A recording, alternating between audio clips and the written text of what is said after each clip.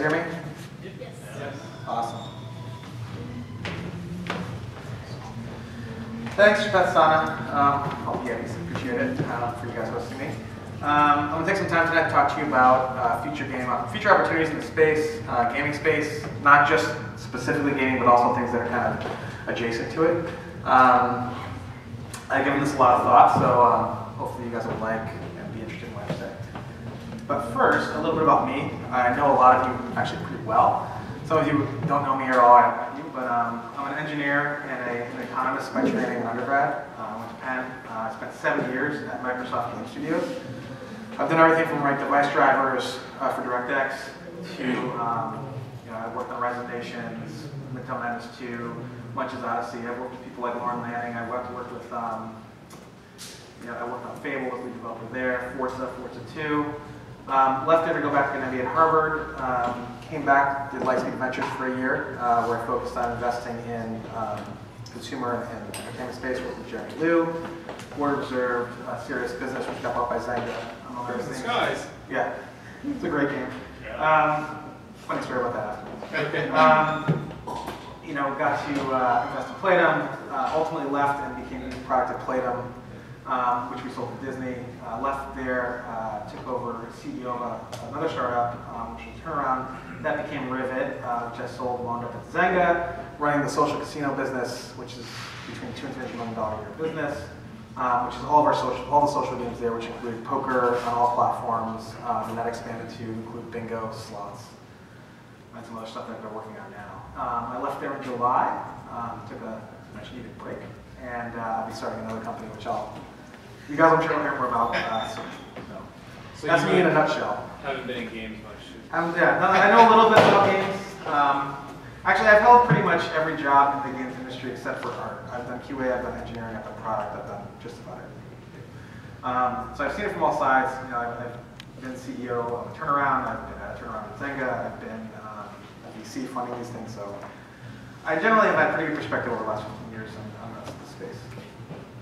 So I kind of structured this as like a top 10 list almost in terms of like, these aren't in order of like size of opportunity. I ordered these more around sort of like the near term to longer term. So the first one's, of course, new geos become viable. And what I mean by this is, here's some stats I found just on the internet. Fishing Joy is a game that's doing over 200K a day in China alone. Now, if you rewind the clock a few years back, you'd look at companies who were basically driving a lot of game revenue in North America and Japan, maybe in the EU. And there was like, oh, how do we get incremental growth? Okay, maybe they can get China, but that's like only an extra 10K a day in revenue. So for companies like EA, Activision, Zynga's of the world, that's not very meaningful. This is now becoming meaningful to the point where it matters to them in China, but also look at Latin America and India, right? India has smartphones that are going to be 67 million installed this year and up to 382 million by 2016. 98% of Latin American population has mobile cell signal. It's probably better than the US. I don't know, but I'm guessing, right? Just at least, I don't think I have cell coverage. I'm like crappy. Not here. Right.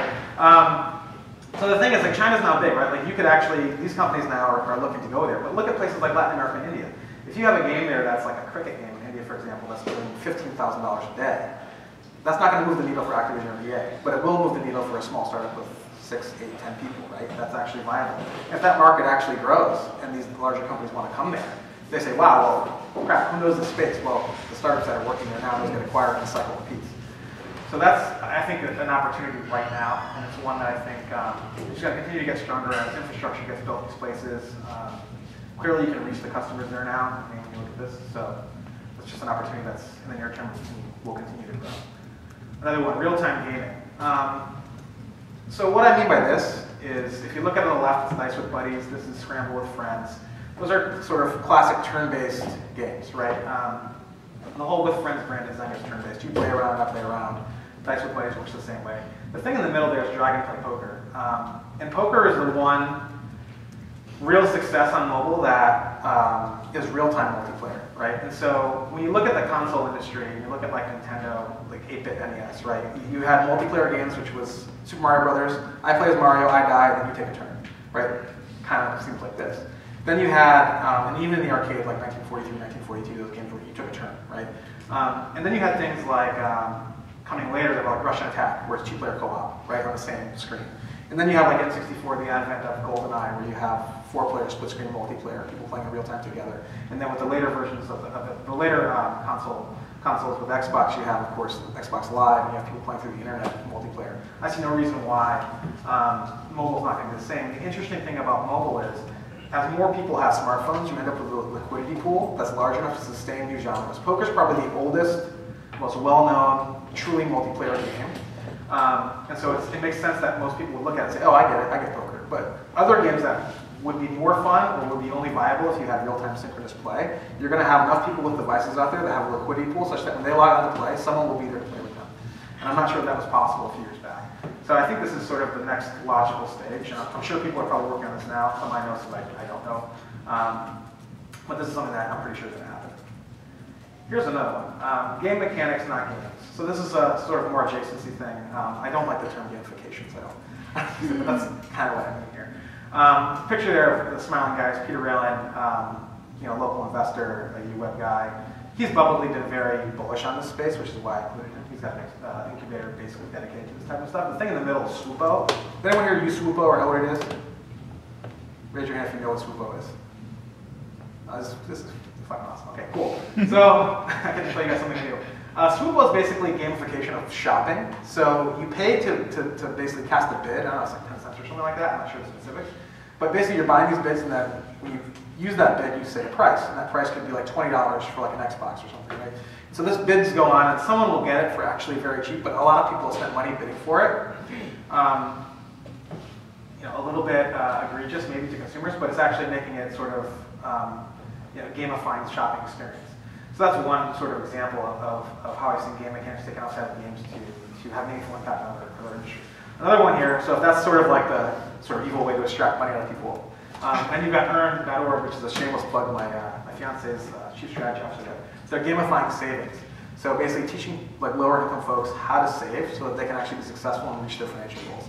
So that's another like very positive way to create social mobility using game mechanics. And I think you're going to see game mechanics as a way to teach people things or ingrain habits in folks that reach outside the industry of games to other things. And I think you'll see success rates with these things. These goals will show that you reach the goals faster, whether it's losing weight, whether it's getting a score on a test, whether it's anything like that. Anything you can basically make a goal out of. Think about it. You have achievements in these games that are just made up things about the game. Those achievements could be things in real life. And you could actually be applying game mechanics to help people sort of make it fun together. And I think you're going to see it happening. And you're already seeing it happen, and I think it's going to continue as well.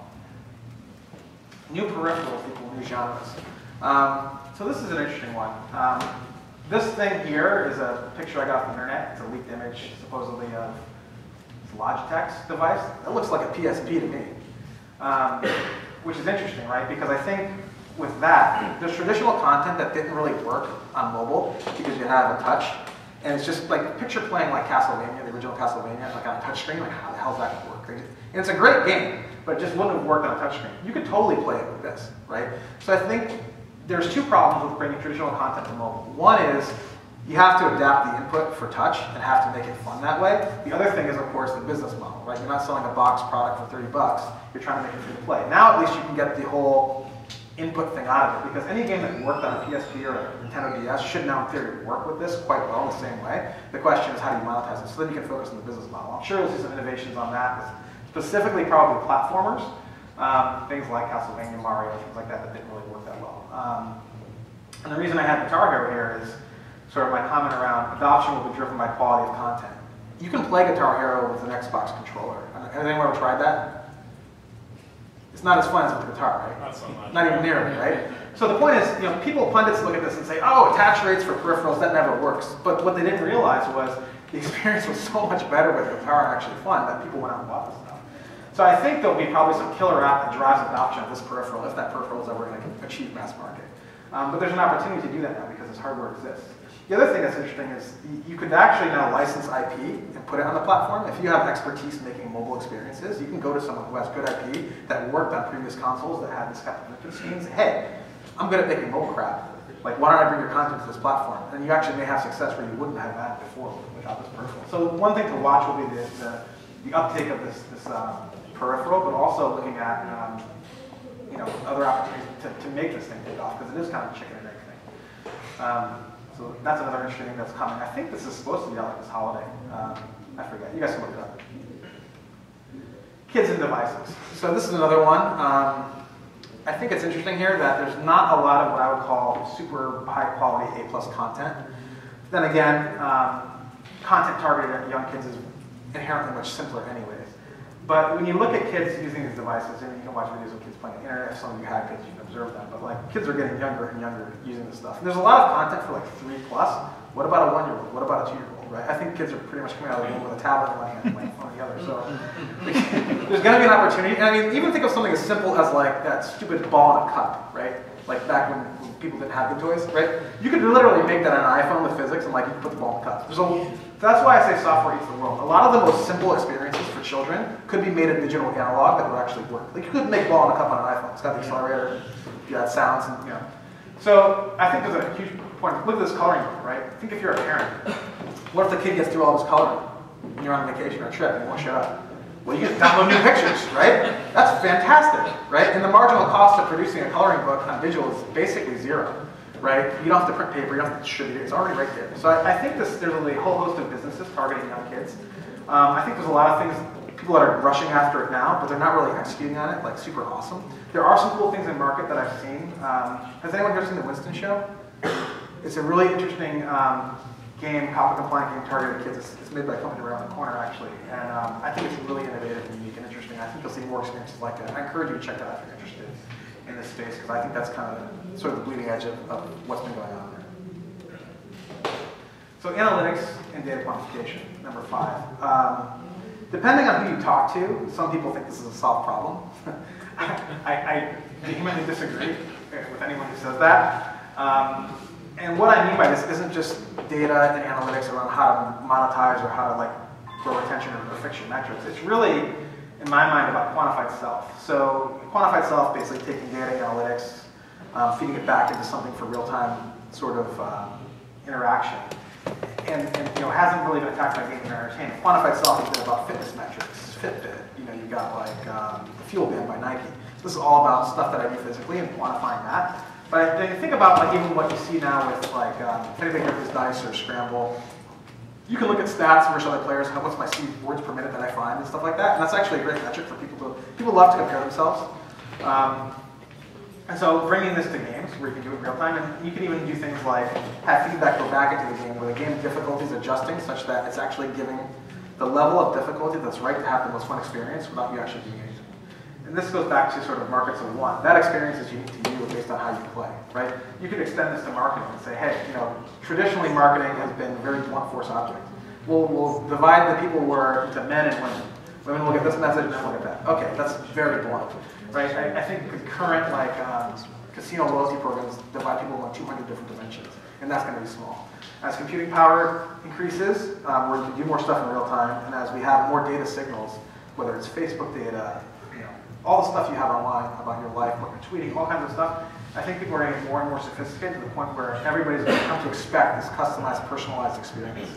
And that's farther up. There's a lot of space between here and there, and I think there's a lot of innovation that's going to happen between now and then that will lead to this, I think, becoming huge. And you'll see some things I think that come out of this that are going to be like, wow, I didn't even see that coming.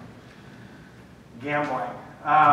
So this is really gambling as a service. I think there's an opportunity here because if you look at the traditional gaming space, it's not been disrupted really. There's not been a ton of innovation there. And you can look and read history about Aristocrat and how they developed sort of penny slots. And, you know, the innovations IGT's made around video poker, but in my mind, those have been incremental. The reason there's not a lot of innovation there's a high barrier to enter this market. You have to get a gaming license, which requires a massive, like, basically cavity search of your entire history.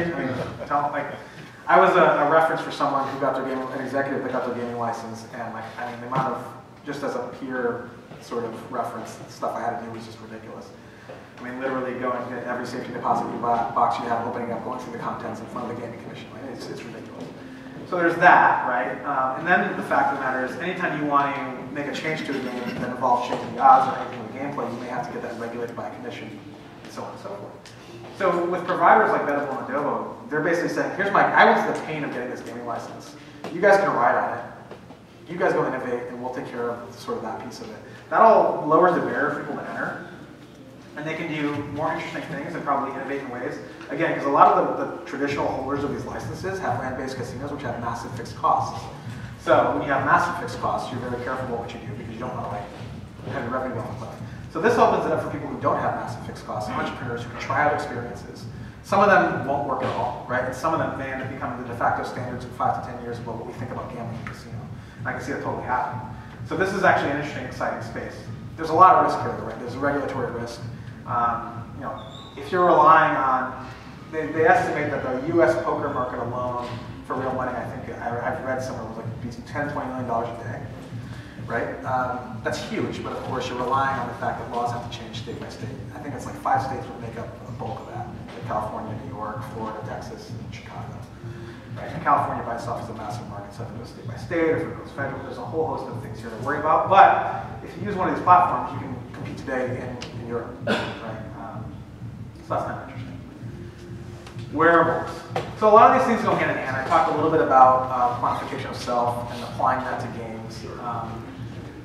I talked a little bit about this earlier, but I think really here, the estimates I've seen in 5 years is a $12 to $19 million market, and that's basically from a standing start. Like the wearables market is just in its infancy. Like you've got Nike Field Band, you've got iWatch coming, Google Glass, and you've got Basis Watch picture there.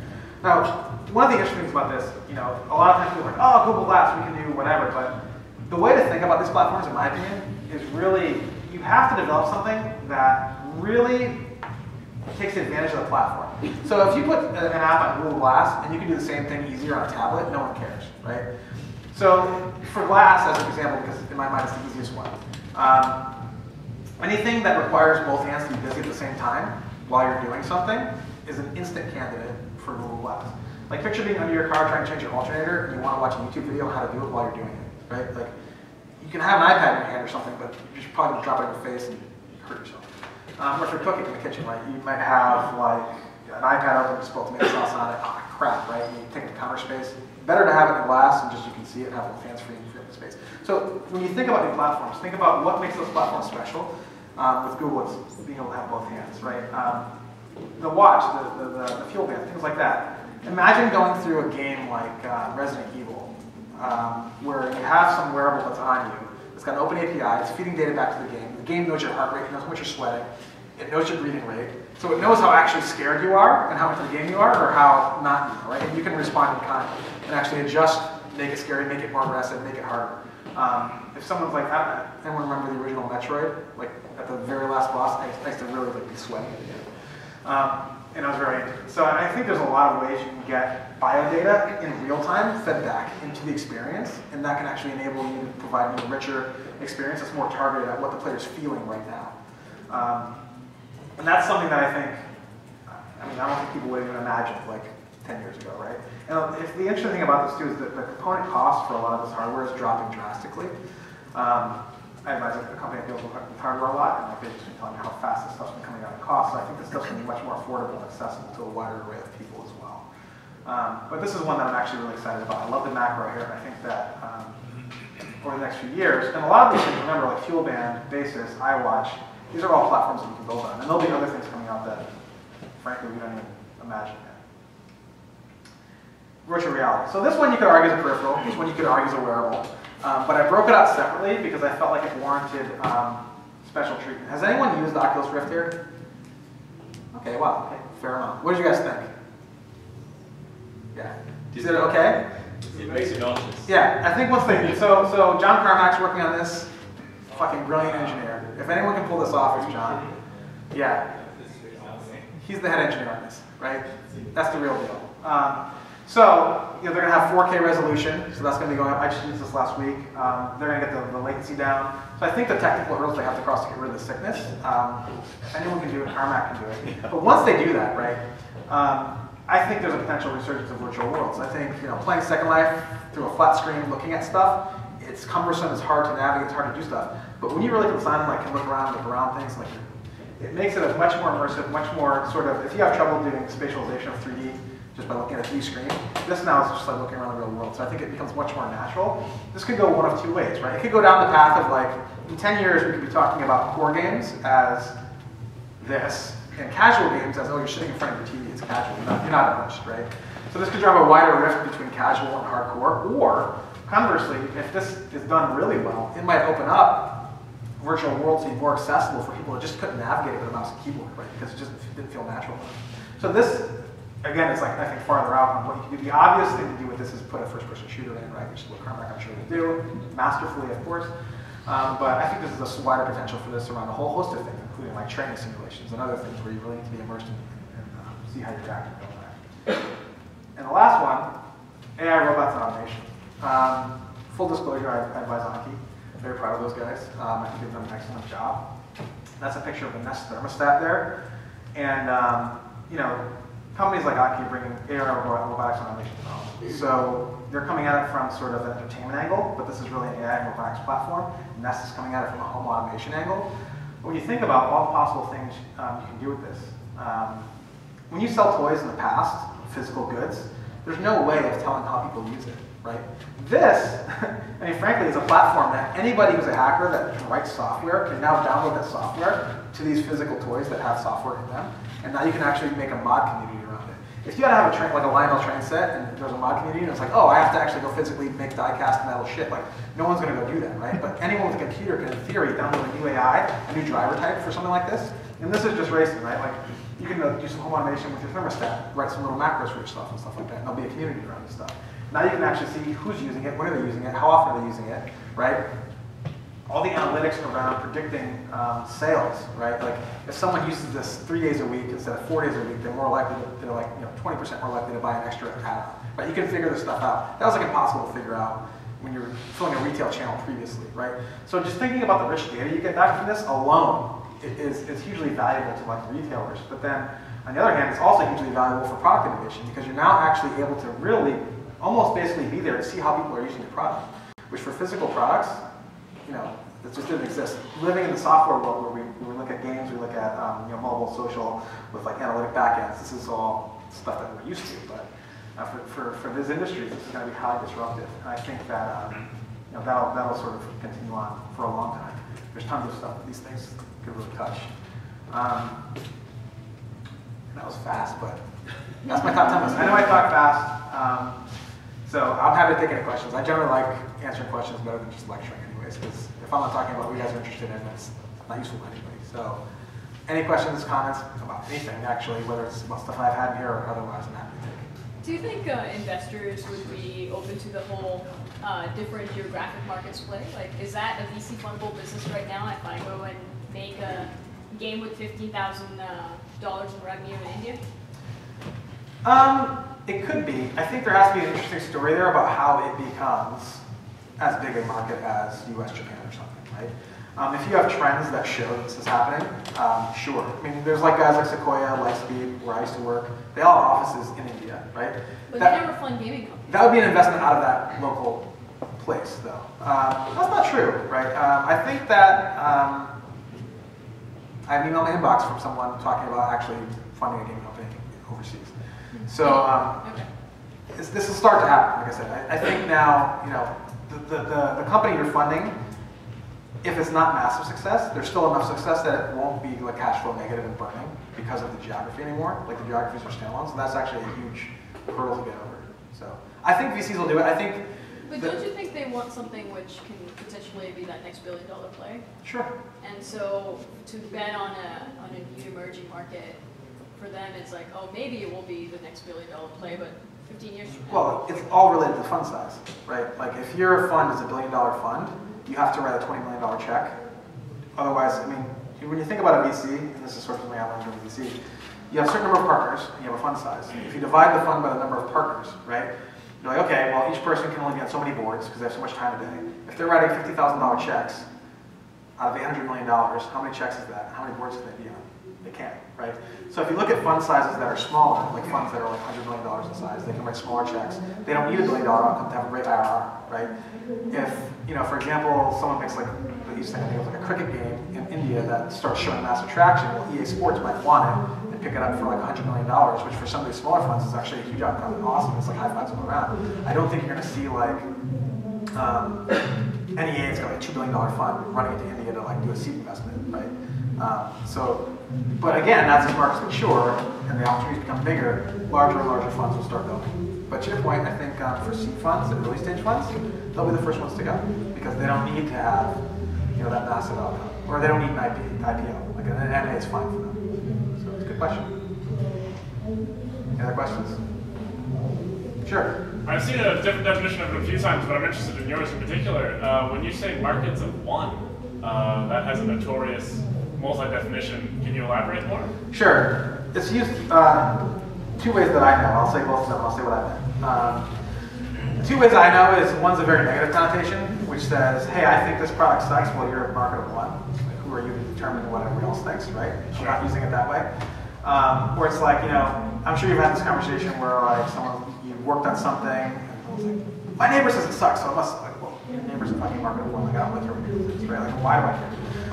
When I say market of one, I mean from the content creators' perspective and from the marketer's perspective, their ability to sort of like lump you into a bucket. That bucket will be only you with. Yeah. So we have an offering, and how we're messaging to you as a marketer is specifically tailored to just you, right?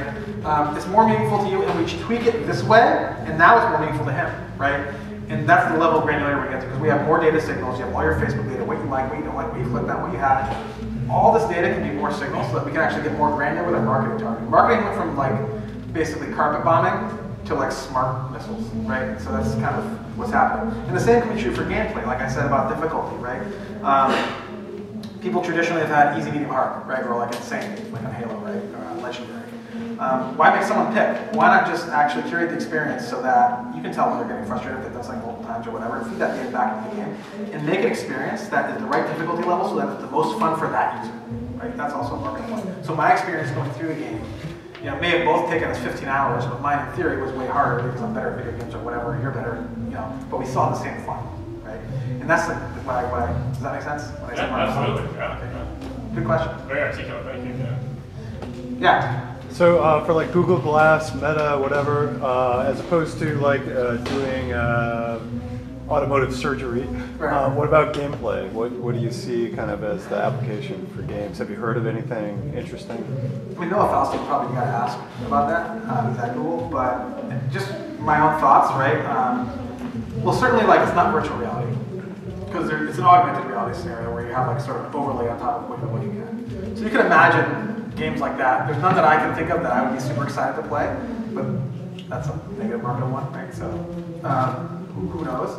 Like one use case might be, another use case I thought of, not necessarily gaming, but like a sport here, where it's like, what would be useful to see through my eyes? So let's say golfing, right? It would be great to have a golfer look through my glasses and see what I'm doing and just say, oh no, you're doing something wrong, right? Like that's another thing where like having my first person perspective. Training, right? Could be very helpful. As far as gaming, I think it's more around augmented reality. And that could be things like, you're looking at stuff that only exists in this virtual world. When you look over a certain coordinate, like it pops up or whatever, right? I mean, there's a lot of like, I don't have any great ideas on that, otherwise I'd probably be building them. I have better ideas. Oh, another thing I sort of glossed over on the peripheral thing just because it popped into my head. I treat the second screen as like a peripheral. So if you say like your tablet, push your phone out while you have something on TV, I'm treating that as a peripheral that exists for basically most everybody with the largest install base. There's a cool peripheral for the Oculus Rift, Omni, which is kind of like you can run in place basically and go in any direction and feel like you're moving within the VR range. Right, that's pretty awesome. Kickstarter project. Yeah, it sounds awesome. The problem with that, of course, is how much does that cost? Is it cost prohibitive to the vast number of people, which means your install base is like a funnel, right? I thought their goal was $300. Yeah, I think around 300. Oculus Rift is $300. You're saying the triple is also another 300? Yeah.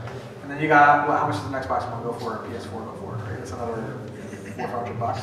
So now you got $1,000, which by the way, in San Francisco, like no one cares, right? Because that's like a tiny fraction of rent.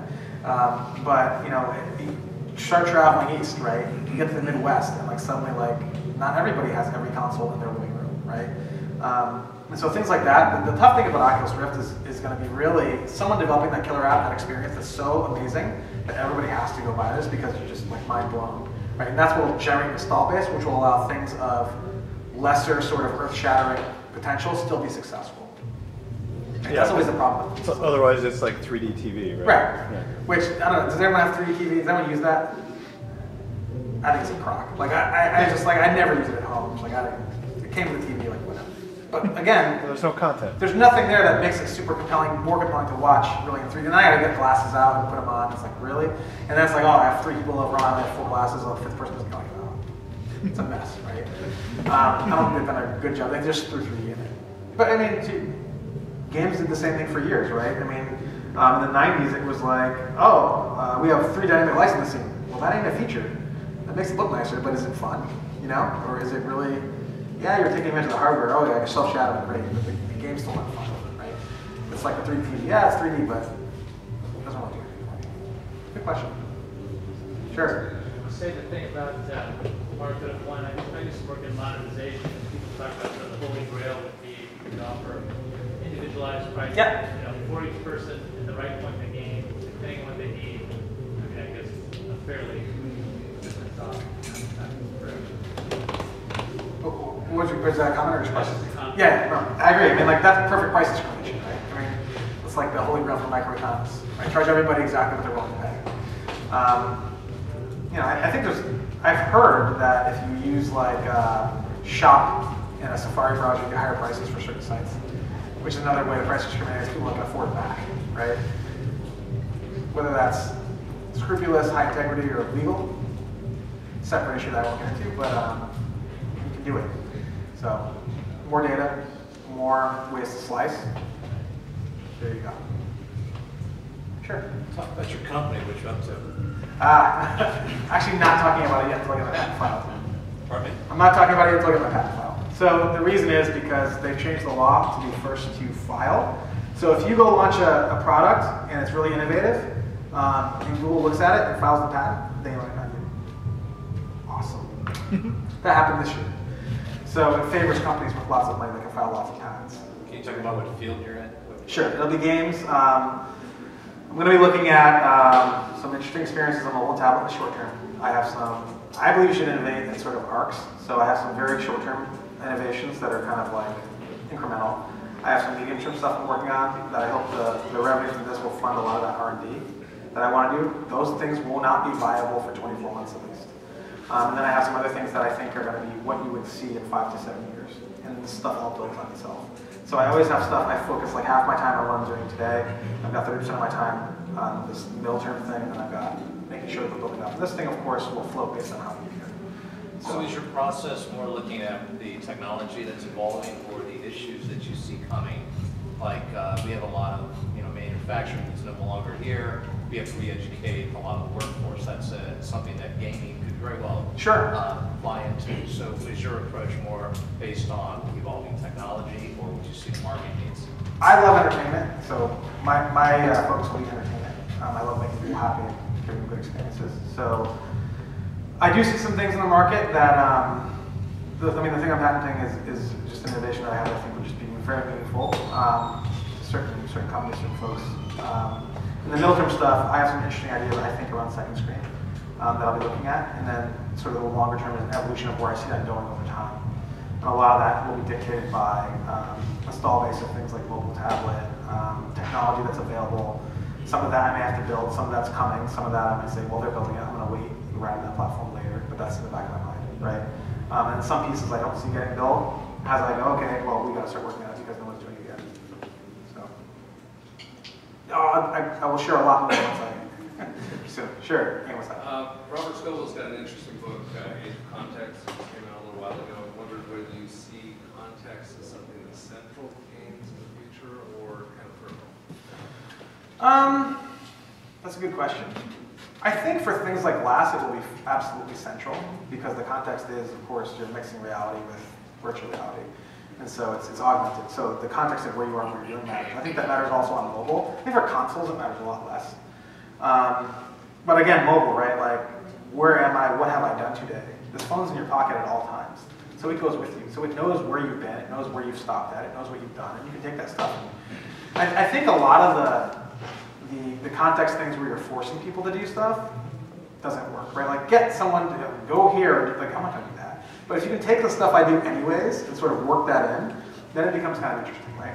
I mean, one of the things that I've thought ever since I took my job at Venture, and the lesson I learned is, when you're targeting consumer products, I used to call it lazy enabling technologies. If you could make people lazier and still get the same result, that's generally a massive win.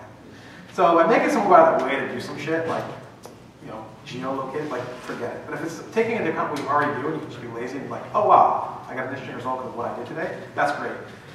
The one area where I see people willing to do more, go above and beyond as a consumer, is generally for sports. Sports fans are actually crazy.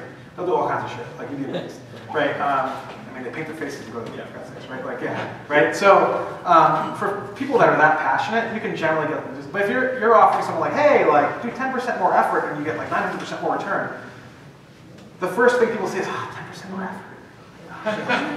And it blows your mind, right? Because you're like, wow, it's not even rational. Like, holy crap, like, people are lazy, right? And so that's the thing. So, good question. Any other questions? All right, going once. Going twice. Cool. Thanks so much, Jesse. Absolutely.